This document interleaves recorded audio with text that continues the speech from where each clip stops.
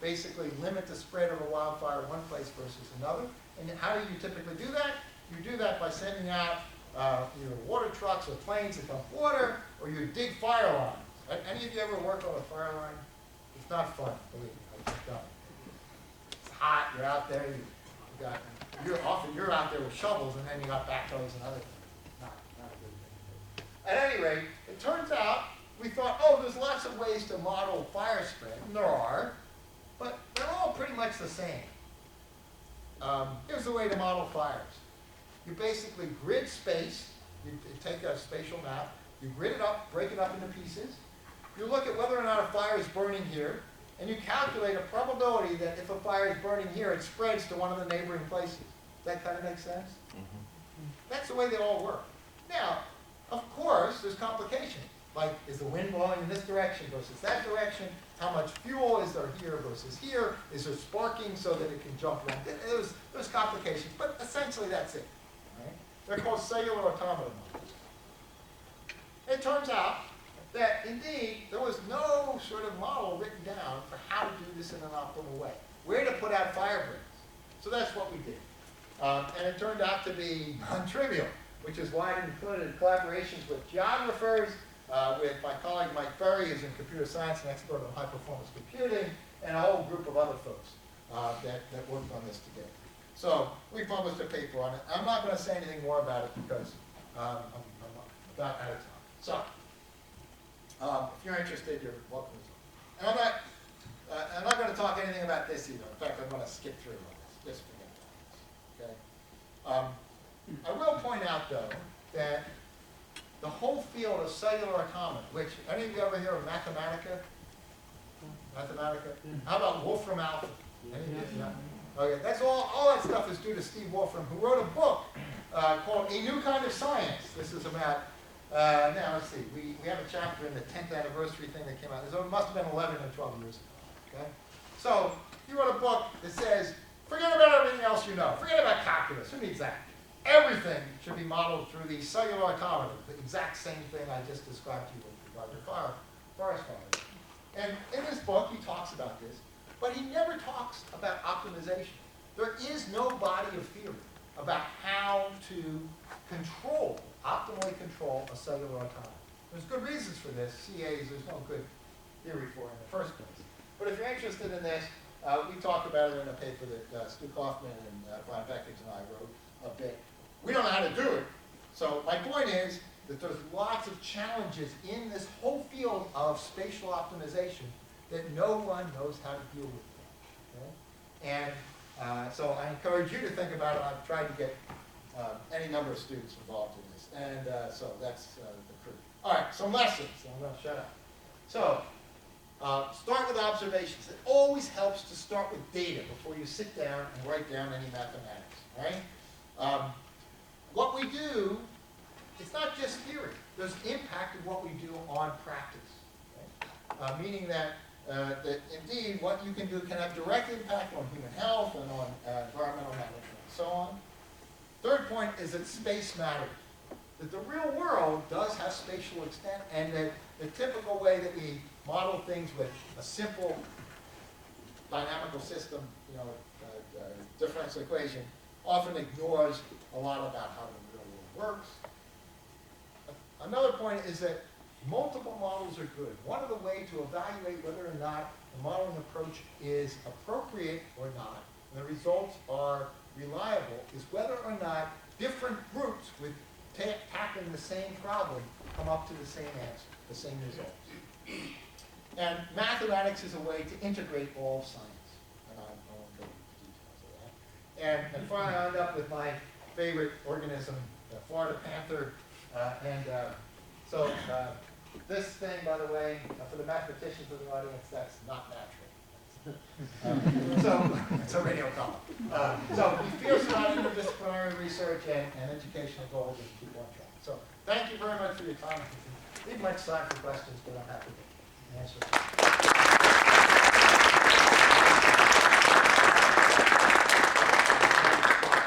Some questions? If there are any questions? If there's questions, I'm happy to address them. People have to go to class or whatever's next, I can understand.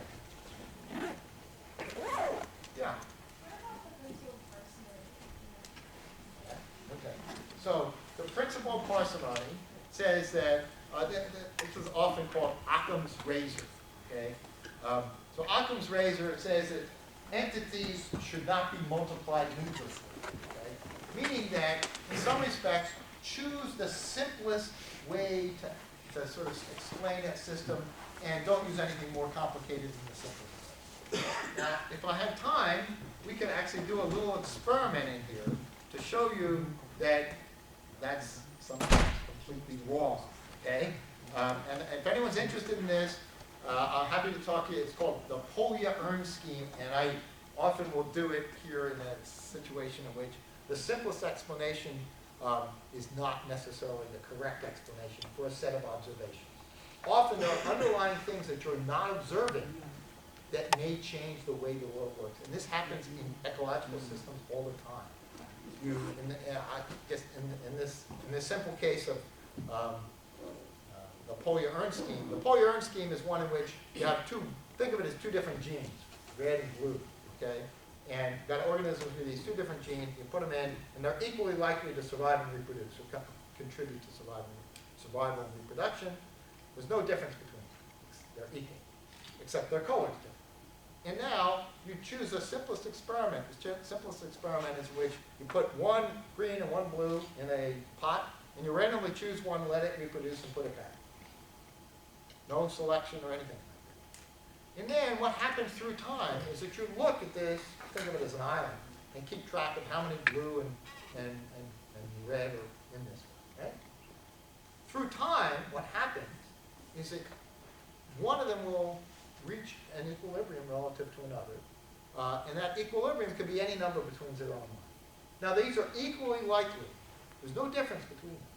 But if you happen to observe a world, or an island in this case, in which the blue ones are much higher than the red ones, it's purely by chance. There's no underlying difference between them. Occam's razor, though, if you sat in that world, you'd say, oh, the blue must be doing better than the red because so they're outcompeting them. Not true. Not true.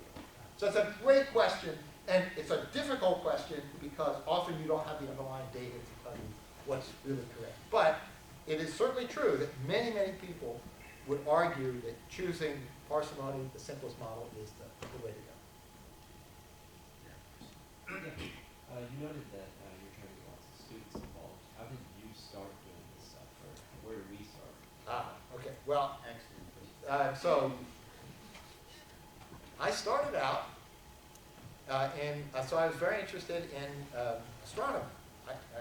I was a child of the 60s. There was lots of science fiction books, and, Isaac Asimov, who was, by the way, a great speaker. Asimov was wonderful. Have you ever read The Foundation of Trilogy? He wrote, I think, was it 1,020 books or something like that? Enormously wonderful guy. So I was interested in astronomy. And so I did something. I went to a school where I could work in astronomy. I went and I was an undergraduate of a place called Drexel University. Before that, I'd been president of the Astronomical Society at my high school. And this school I went to allowed me to work 6 months and go to school 6 months. And I went to work at one of the world's premier astronomical observatories, the National Radio Astronomy Observatory, and got to work with the best people in the world. By the end of 3 years of working with the best people in the world in radio astronomy, I realized that there were 3 things that really mattered. One is that I had to be strong mathematically. I could do it. 2, at that point, you had to have good understanding of how to build electronic systems, okay, and understand how they work, and I could do that. The best people also had phenomenal physical intuition as to how the world worked. The world, in this case, meaning often extragalactic stuff. Okay? And I realized I didn't have it. My biological intuition was much better than my physical intuition. So I made a switch. And I took my mathematical background and then applied that in biological by choosing a good place to go to expand my expertise in that regard. In that case, in my case, it was Cornell. Now, there's lots of different places that you can go. So are you an undergrad? I'm an undergrad. You're- Yeah. Okay. So as an undergrad, it's important for you to sort of get a breadth of experience and to think about where might be a really good place for me to do what I want to do. And if it's biology, okay, there's lots of different areas of biology, and for graduate school, for example, you should think really carefully about what you want to do because there's constraints. Biology is such a huge area, any institution can't cover everything. Mathematics is the same way, okay? That, you know, certain disciplines are not there in some departments. So you got two options. One option is to choose a place which has a really broad array of people in it. So those are the major universities, the great big places, okay? And you're competing with, you know, lots of people and getting into those places, and you might be treated more like a number than you would be at a place, you know, I'm not saying a real number, but it's irrational at least. You know, or you could choose a place in which there's a mentor that you're really going to have a lot of attention from in a particular area, but you're constrained, you know what you want to do. So I'll give you an example. One of my undergraduates, she came in and she said, I want to work on corvids. She knew what she wanted to work on. Corvids, anybody know? It's ravens, crows. So she, you know, we could look and see, here's the person, or, you know, there are a couple of options of who she could go and work with. But if you don't have that particular driven, you know, I want to work on this kind of a thing, then you're better off choosing an institution which has a broad array of people so you can decide later. Now, in certain disciplines, that decision is made through a rotation.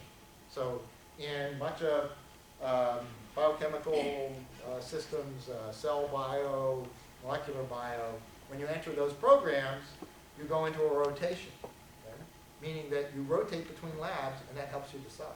In mathematics, you don't have to know if you go to graduate school what area you're going to focus on at all. You decide after you've been there and have seen it. In other areas, I'll be honest, in ecology and evolutionary biology, you're not going to be admitted to many, many graduate schools unless you know you want to work on this kind of problem and typically have chosen a mentor that's the right one. So there's differences between this. I don't know if this is helpful. All right. Should we let people go? Or? Okay, last one question I want to ask. Oh, okay. That's very general question. Usually for applied mathematicians, actually, the problem is that we start with the problem and we think that problem we actually work on is beneficial to the real life people, like medical science doctors and ecologists like this. We work a lot. After 2 years, 3 years, we produce the theorems, and when we take those theorems to medical doctors, most likely still 95% of cases we might hear that we don't care. I still have to go and treat. So how do I overcome that? And how do I get motivated still doing this one? So this is all about problem choice. How do you decide? You know, you might think you're going to live forever, but you're not. Okay. So how do you decide how to allocate your time? Not just in regard to choosing mathematical and biological questions to work on, but you know, other aspects of your life. Right? So I always, I'm going to do a little bit of a sideline here. I always encourage you to think about something that you're passionate about. Okay, something that you really, really enjoy. It might be mathematics or some area of mathematics. It might be some field, but you want to become the world expert on a particular organism. So we just had a visit, a talk from a visitor at my institution she has worked on the giant panda. Now this is the canonical charismatic megafauna. That's the term for, you know, this is a really cool animal, right? Okay, and she's the world, goes to China, she's worked with a whole group of them there, she takes data on them, she has the best data in the world on movements of giant pandas and all, wonderful. She's really interested in pandas. Immediately following that, we had a talk by this brilliant woman who works on a particular group of mosses. Now, you might say, oh gosh, that's boring. But she was totally enthralled by this group of mosses, right? It was something that to her really mattered, okay? And there's lots of underlying really interesting biological questions that can be addressed by these mosses, right? Is one better or worse? They're both tremendously motivated by what they're doing. So having some passion about what you're doing is, I think, one of the driving factors in deciding what to work on. And to be absolutely honest, mathematics is an art form. You don't have to do something that is directly tied into the real world, okay? It's an art form, and you can get a tremendous amount of benefit by devoting yourself to some art form. And mathematics is one of them. Poetry is another. Sculpture and so on. They could be sidelights, or they could be the main part of your life.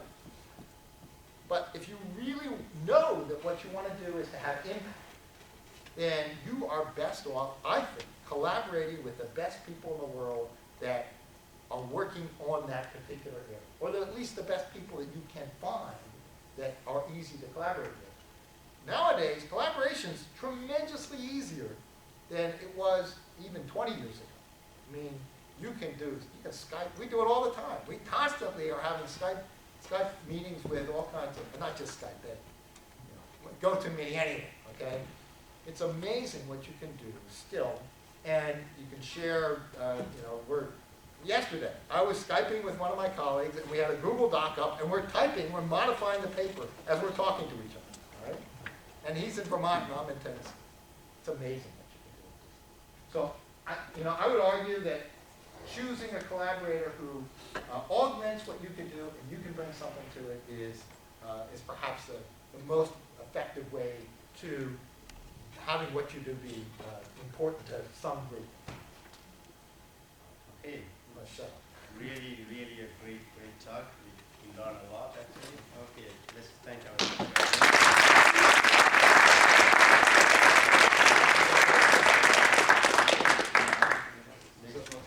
There's a workshop. The workshop is in